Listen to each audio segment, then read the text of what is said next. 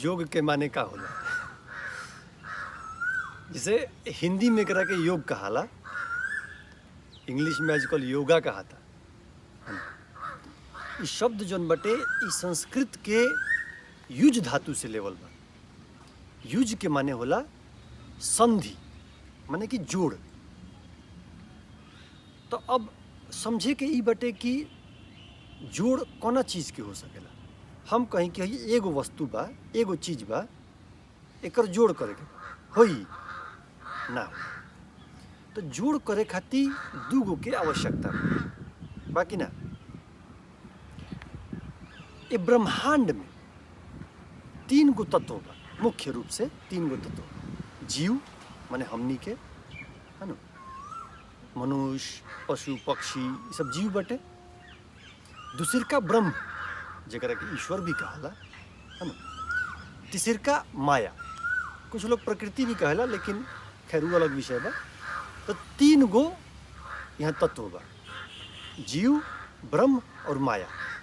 तो अभी हमनी के जीव के जोन लाग बटे, जोन जोड़ बटे, वो प्रकृति के द्वारा माया के जोड़े बा, है ना।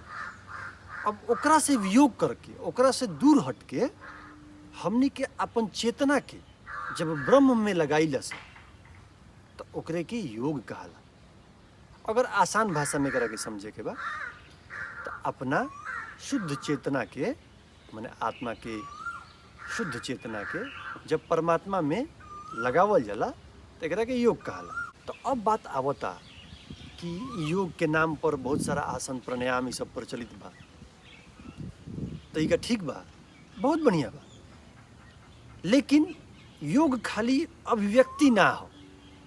योग खाली कोनो प्रदर्शनी के चीज ना हो कि हाँ आसन करतनी, चाहे हाथ पैर मरोड़तनी, चाहे पेट नचावतनी, चाहे कुछ हो, इतना ही तक सीमित नहीं है। योग बहुत बड़ा विषय बा। आत्मा से परमात्मा के मिलावे के एगो टेक्निक हो, एगो साधन हो, एगो माध्यम हो। ई जो हम बात कहनी हो कि खाली हाथ पैर मरोड़े के चाहे अभिव्यक्ति ना हो, तो एकर का माने भल कि आसन प्राणायाम जरूरी नहीं है ना, बहुत ज़्यादा जरूरी बा।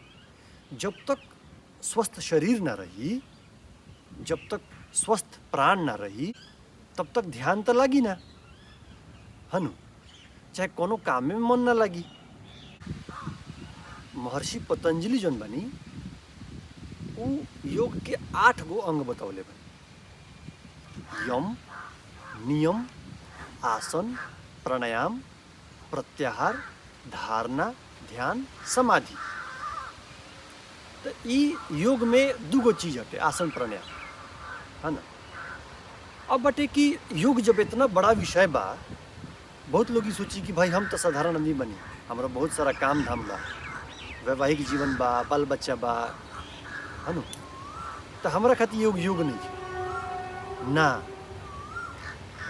मनुष्य में जन्म मिलल बटे, मनुष्य जाति में जन्म मिलल बटे, तो योग के माने खाली ध्यान, चाहे आंख बंद करके बैठना, चाहे आसन प्राणायाम करना ना।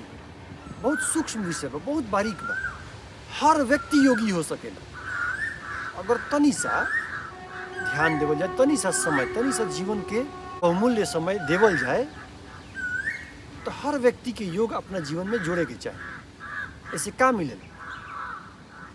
ऐसे मनुष्य के चहुमुखी विकास होला, माने धर्म, अर्थ, काम, मोक्ष, इस सब के प्राप्ति हो जाला। अब एगो बात है कि अच्छा योग से हमरा अगर सब मिली, तो का हम ध्यान करी बैठ के, काम धाम छोड़ दी, चाहे बाल बच्चा, तो हमरा सब मिली ना। योग जोन हटे शुद्ध रूप से चेतन विज्ञान है। कोनो चीज छोड़े के नहीं खे, कोनो चीज पकड़े के नहीं खे। एकरा खाली समझे के बा, अपना जीवन में उतारे के बा, तब जाकर के चहुमुखी विकास हो।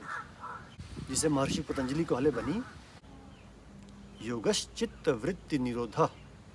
माने का भाई कि जब चित्त के वृत्ति के नाश हो जाला, है ना, ओकरे के योग कहाला। तो चित्त के वृत्ति के नाश कैसे हुई? चित्त जो हटे वो चतुस्थ अंतःकरण की एगो हटे, चतुष्ट अंतःकरण माने हमनी के भीतर 4 गो अंतःकरण बा, मन, बुद्धि, चित्त आ अहंकार। तो हमें जौन चित्त बटे कहतनी कि जब चित्त में जितना उथल पुथल बा, जब उ शांत हो जाई, है न, जब ओकर निवृत्ति हो जाई, ओकरे के योग कहाला। तो ये कैसे हुई?